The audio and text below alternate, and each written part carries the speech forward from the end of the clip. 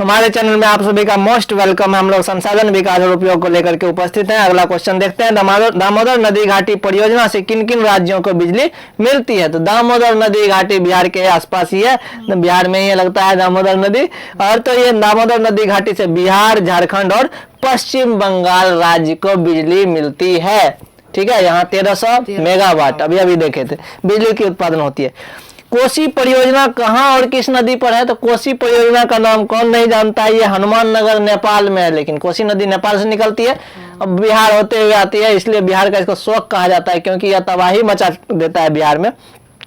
तो कोसी परियोजना कहाँ और किस नदी पर है? तो कोसी परियोजना बोला तो कोसी परियोजना कोसी नदी पर है, और कहां पर है? तो नेपाल में। ठीक है, नेपाल के कौन सी जगह पर? हनुमान नगर में। बिहार का अभिशाप या शोक किसको कहा जाता है? तो कोसी नदी को बिहार का अभिशाप या शोक कहा जाता है, क्योंकि हर बार बारिश के महीना में तबाही मचा देता है, हजारों लाखों लोगों को बेघर कर देता है। कोसी नदी परियोजना से कितना बिजली का उत्पादन होता है? तो मात्र इसमें 20,000 किलोवाट, मेगावाट ज्यादा हो गया, kilowatt, megawatt, gigawatt, terawatt.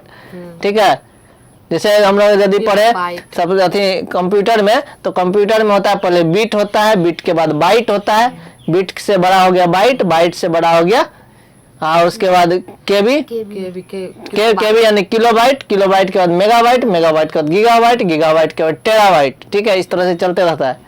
TV, हाँ टीवी, जैसे कि मेरा जो है ना ये हार्ड ड्राइव, हार्ड डिस्क जो है 2 टीबी है, तो ये इसमें जो है ना मतलब 2000 जीबी लगभग तो ये चीजें 2000 जीबी। यस, एक है, एक हार्ड डिस्क से 1000 जीबी का, एक है 2000 जीबी का। ठीक है, बहुत। उसके अलावा हम लोग देखते हैं कोसी परियोजना से मात्र 20,000 किलोवाट बिजली का उत्पादन होता है। ठीक है ना, हम लोग 10 यूनिट तो जलाते हैं, 1000 वाट भी नहीं जलाते हैं। ठीक है, 2-4 यूनिट, 10 यूनिट जितना भी होता है। आधी बिजली नेपाल और आधी बिजली बिहार को दी जाती है। तो कोसी परियोजना का आसान है याद करना कि चूंकि ये नेपाल से निकलती है, तो वहां पर परियोजना लगा हुआ है, तो आधी बिजली नेपाल लेता है, आधी बिजली बिहार लेती है। ठीक है, रिहिंद परियोजना किस नदी पर है? तो इसका भी नाम दिया हुआ है क्वेश्चन में ही, तो रिहिंद नदी पर है, उत्तर प्रदेश में। ठीक है, रिहिंद नदी किस नदी में मिलती है? तो रिहिंद नदी किस नदी में जाकर मिल जाती है? सोन नदी में। ठीक है, सोन नदी में आकर के मिल जाती है रिहिंद नदी। और सोन नदी के बारे में हम लोग पढ़े हैं, बिहार में जब नदी पढ़ रहे थे तो एक नदी गंगा नदी बीच से गई थी, ऊपर से आ रहा था तुमको घाघरा, गंडक, बूढ़ी गंडक, महानदी ये सब, और नीचे से आ रहा था सोन नदी, पुनपुन नदी है ना, कर्मनाशा नदी, उसी तरह से। ठीक है, तो सोन नदी में जाकर के रिहिंद नदी मिलते हैं। इसी रिहिंद नदी पर कौन सा परियोजना है? रिहिंद परियोजना है। तो रिहिंद परियोजना की लंबाई कितनी है? तो रिहिंद परियोजना की लंबाई 934 मीटर है, यानी 1 किलोमीटर से थोड़ा सा कम है। तो 934 मीटर, 1 किलोमीटर में 1000 मीटर होता है। तो गोविंद बल्लभ पंत सागर झील का निर्माण करती है। ठीक है, और कृत्रिम झील भी बनाता है। यह रिहिंद परियोजना क्या बनाता है? एक झील बनाता है। कृत्रिम का मतलब क्या होता है? जो मानव के द्वारा बनाया गया। प्राकृतिक झील का क्या हो गया? जहां पर प्रकृति के द्वारा, जैसे कि कहीं कहीं देखता होगा अपने पानी निकलता है, पहाड़ी इलाका पर पानी कैसे पीता है? तो कहीं पहाड़ से, छेद से कहीं से पानी निकल रहा है अपने आप, तो वो क्या हो गया? प्राकृतिक हो गया। कृत्रिम क्या हो गया? जहां हम लोग पानी डालते हैं। तो रिहिंद परियोजना क्या करती है? गोविंद बल्लभ, उसके बाद पंथ सागर झील का निर्माण करती है। रिहिंद परियोजना से कितना विद्युत का उत्पादन होता है? इससे 30 लाख किलोवाट बिजली का उत्पादन होता है, यानी कोसी परियोजना से भी ज्यादा होता है। रिहिंद परियोजना के बिजली का उपयोग कहां कहां किया जाता है? तो रिहिंद परियोजना के बिजली का उत्पादन अल्युमिनियम उद्योग में, चुर्क सीमेंट उद्योग में, रेल मार्ग विद्युतीकरण में, नलकूपों में, कुल मिलाकर के, चूंकि यूपी में ऐसे भी बहुत सारे लोग रहते हैं, जनसंख्या बहुत है, फैक्ट्री सब है, तो वहां पर उपयोग किया जाता है। तो इसमें यदि तुम लोग को याद भी नहीं रहे तो थोड़ा बहुत बता सकते हो कहां कहां उपयोग किया जाता है। ये हीराकुंड परियोजना किस नदी पर है? तो हीराकुंड परियोजना महानदी पर है, और ये महानदी कहाँ है? उड़ीसा में है। ठीक है, तो हीराकुंड परियोजना महानदी पर। विश्व का सबसे लंबा बांध कौन सा है? तो हीराकुंड बांध ही है। किस नदी पर है? तो महानदी पर। सबसे लंबा बांध विश्व का।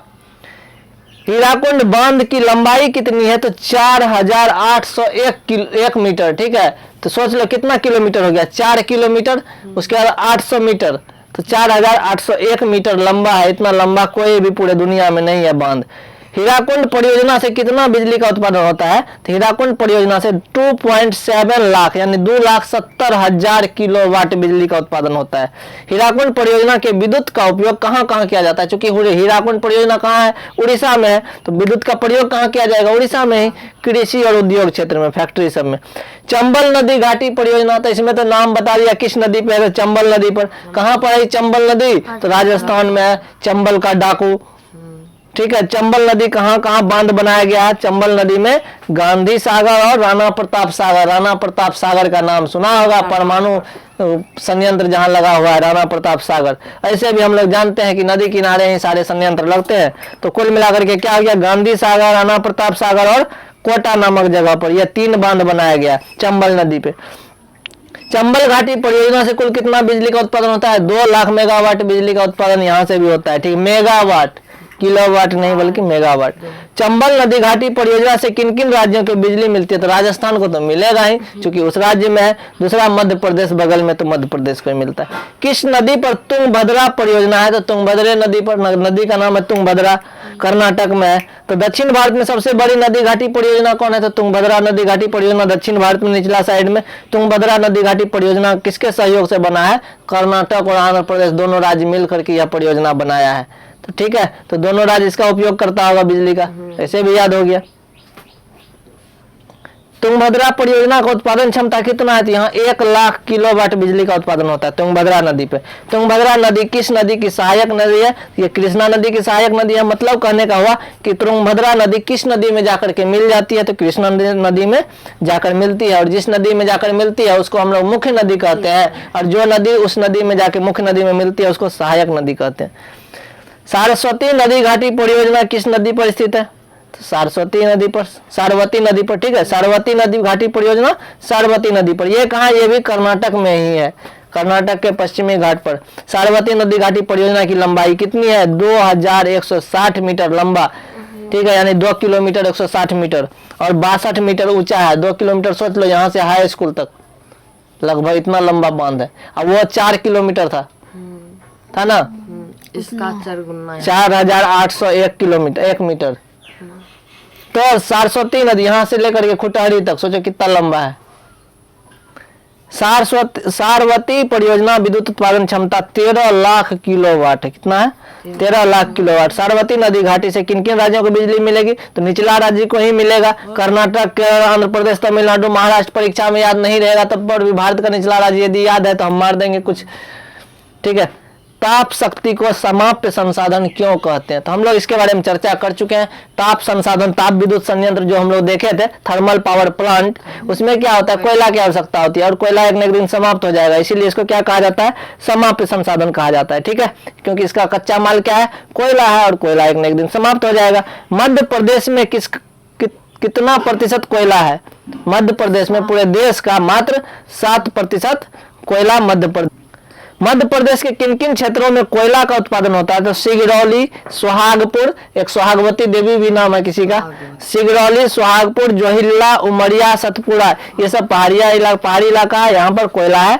पेंच, कानन, पथखेरा, मोहपानी। ठीक है, तो ये सब ध्यान रखना, इतना इंपॉर्टेंट क्वेश्चन नहीं है, तब पर भी एक जानकारी के लिए मैंने दे दिया है। कोयला उत्पादन में पश्चिम बंगाल का कौन कौन सा स्थान है? तो भंडार है 4था स्थान, पूरे भारत में सबसे ज्यादा भंडार में 4th स्थान पर है कौन? पश्चिम बंगाल। उत्पादन में कितना स्थान है? 7वां स्थान है। कौन कौन से जगह पे पश्चिम बंगाल में कोयला मिलता है? दार्जिलिंग और रानीगंज में। रानीगंज के बारे में पता है? रानीगंज आधा कहाँ है? झारखंड में। आधा कहाँ है? पश्चिम बंगाल में। ठीक है, खनिज से आप क्या समझते हैं? अभी अभी चर्चा कर रहे थे खनिज क्या होता है। तो खनिज क्या है?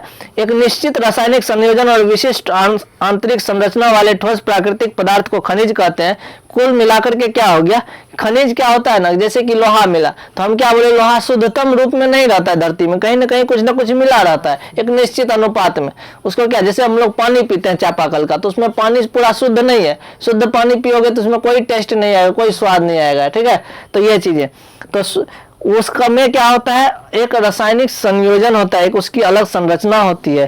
तो यहाँ पर ठोस पदार्थ की बात कर रहा है, जैसे लोहा, चांदी, एल्युमिनियम, ये सारे सारे क्या कहलाते हैं, खनिज कहलाते हैं। खनिज के कौन कौन से प्रकार हैं, तो खनिज के दो प्रकार हैं, एक को धात्विक खनिज बोलते हैं, एक को अधात्विक खनिज बोलते हैं। धात्विक खनिज किसको बोलते हैं, जिसमें धातु का मात्रा ज्यादा हो, ठीक है, 80% 70%, वो क्या हो गया धात्विक खनिज। जिसमें धातु की मात्रा कम हो उसको अधात्विक खनिज बोलते हैं। रहता दोनों में है, ठीक है।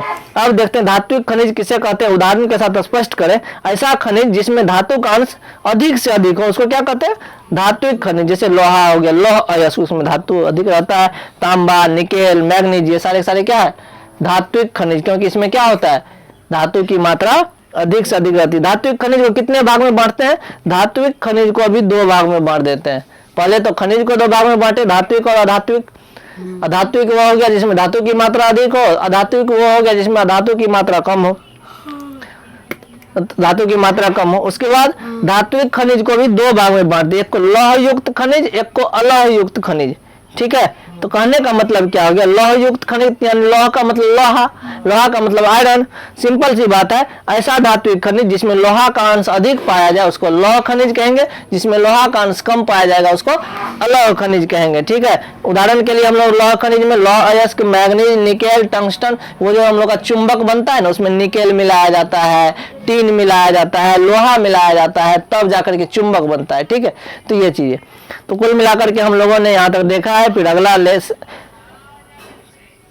लेक्चर लेकर के आप लोगों के सामने जल्दी ही उपस्थित होंगे। धन्यवाद, मिलते हैं नेक्स्ट लेक्चर में।